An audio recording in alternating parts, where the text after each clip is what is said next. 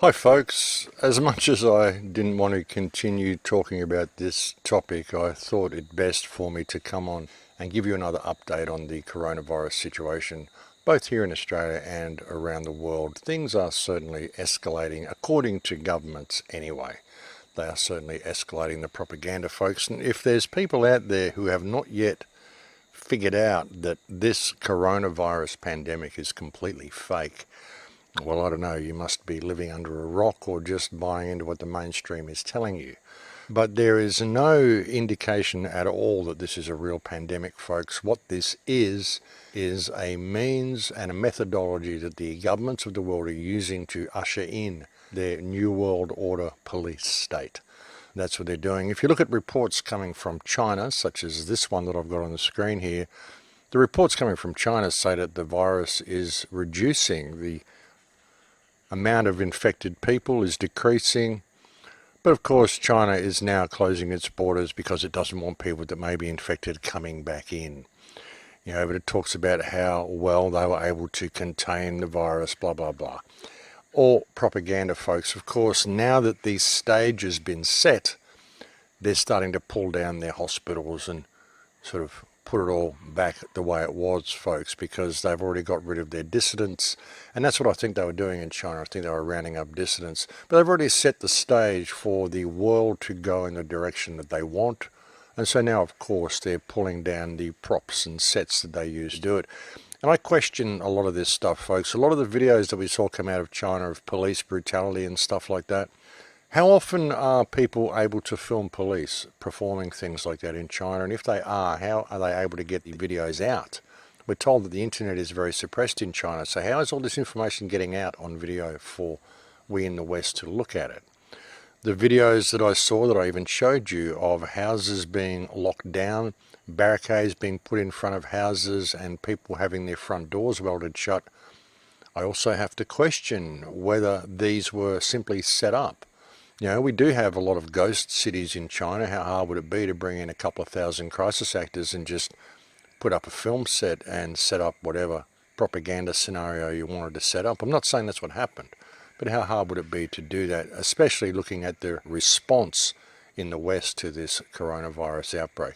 Like I said, the numbers are dropping in China. If you look at what's going on here in Australia, they're just pushing it as far as they can, folks. Coronavirus would kill 21,000 Australians and slash 42 billion off the GDP if the country was hit by a mild outbreak, shock study finds. They really are pushing it to the people, folks. Masks on everybody. People in hospital, just pushing it and pushing it and pushing it as much as they can. Coronavirus cases climbed to 40 in Australia. It was interesting, the other day I said that we might expect to see an outbreak in Perth, and then the first death in Australia was in Perth. That was right on cue. That was like within an hour of me posting that video as well. A bit of insect noise, folks. Sorry about that. It's that time of the day. But they're really pushing it here in Australia, and they're talking about now the virus has begun to spread, what next? And they're urged to stop shaking hands. They're urged to do all sorts of things, folks. Sports and entertainment could be stopped. We're going to get increasing cases now. We've got the start of the epidemic now. So they're really trying to push it. But I don't think it's inevitable, blah, blah, blah.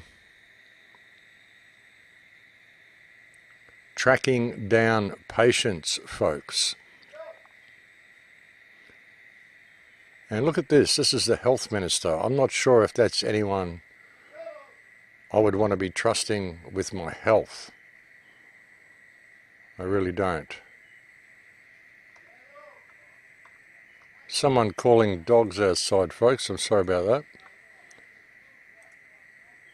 Coronavirus in the UK. Coronavirus in the UK rises to 51 cases in the UK, we're being told. Again, paranoia, paranoia, paranoia. UK government admits outbreak increasingly serious as number of cases rises and plan for extra mortuary space revealed.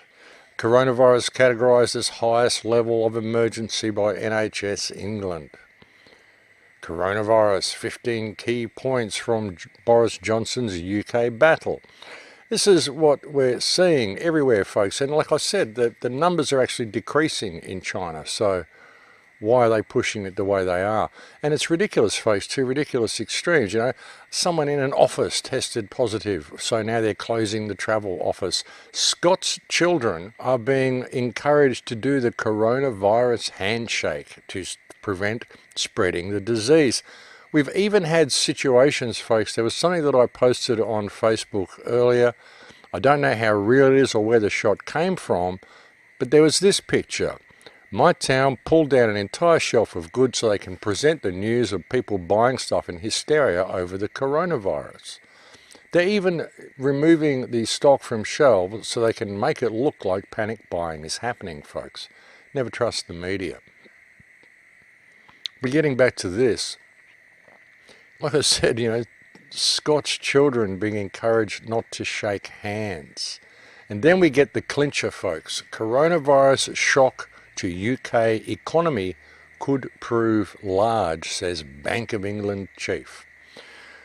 On the last report that I put out for you, I said to you that this is a cover for a global reset, a global financial reset. They plan on introducing a new cashless society, folks. That's what it's all about.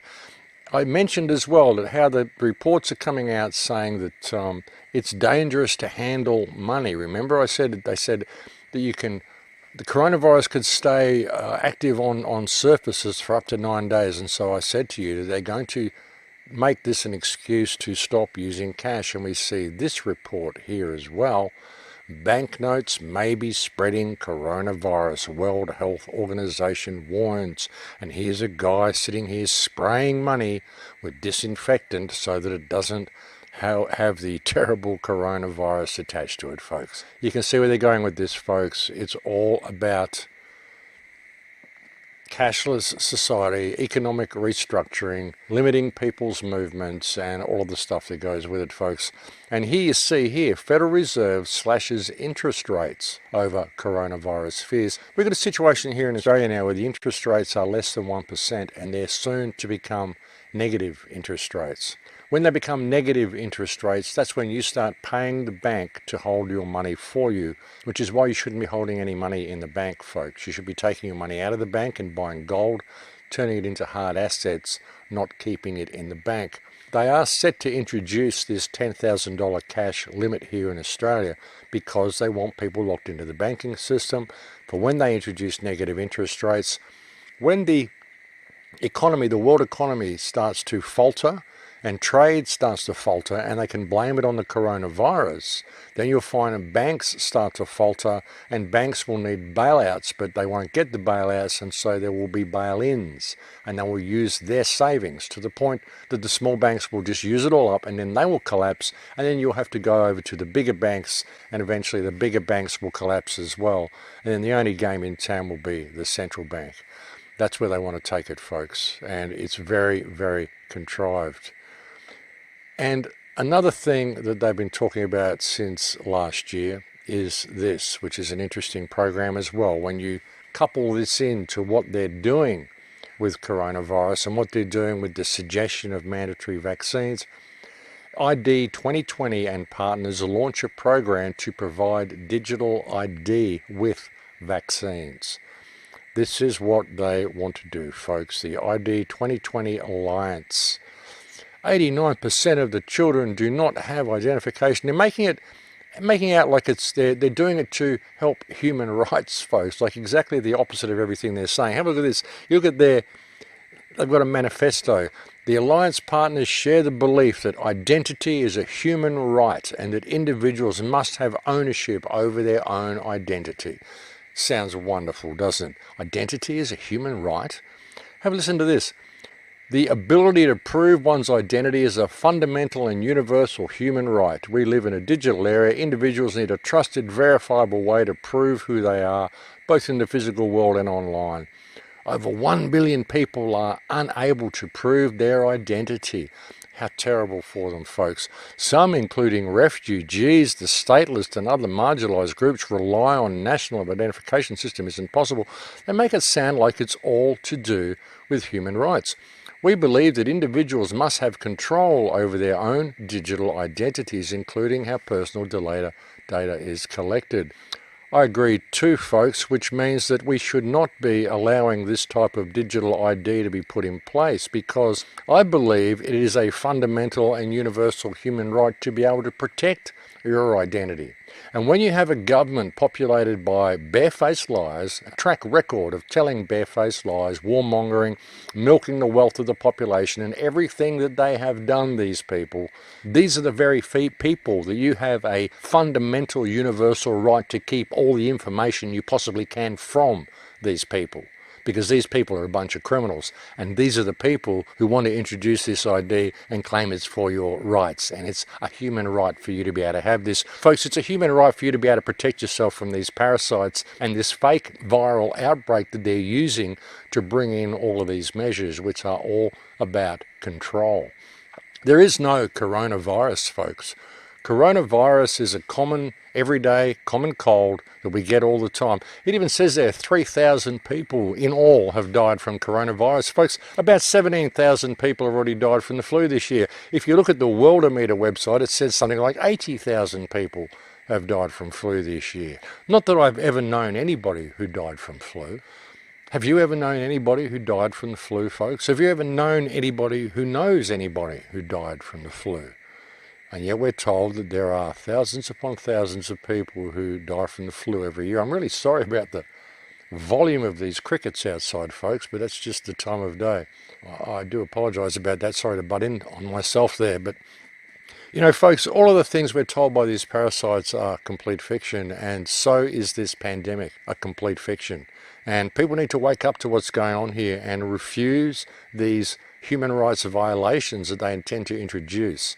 This whole thing has been a scam to introduce their police state. It gives them an excuse to lock down the financial system, say it's due to faltering trade, due to this terrible virus. Gives them an excuse to wipe out cash due to this terrible virus. Gives them an excuse to give everybody a universal ID because we need to know who's been vaccinated, because there may be a carrier out there, and without herd immunisation, then we're not going to get anywhere. Herd immunisation. I mean, think about that term, folks. Do you really want to be part of the herd, part of the cattle? And immunisation is completely outrageous anyway. Just look at the last report that I did on this. I spoke about the fact that immunisation has actually had the effect of weaponising common diseases. So this is next level stuff, folks. And this is the stuff they've had planned for a while. And they're going to continue pushing it if the people out there in the world and in society do not wake up to themselves and do not spread information and share information to the people around them about what's really going on here, folks, because we cannot let this happen. We cannot let them roll this out to completion.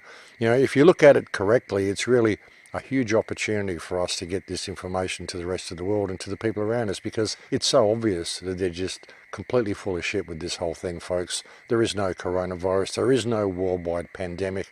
This whole thing has been a scam. It's been planned for a very long time. So yeah, that's about what I wanted to share with you today, folks. Just pay attention to what's happening here. Don't buy into the fear. Don't buy into the panic buying and all the stuff they want you to do.